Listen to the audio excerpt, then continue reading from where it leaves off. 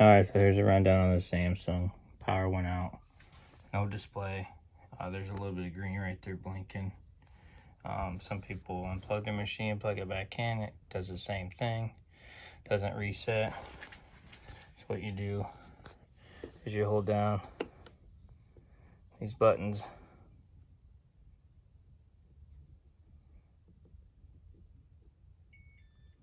Until it beeps. So the power freeze and the power cool button, you hold them down.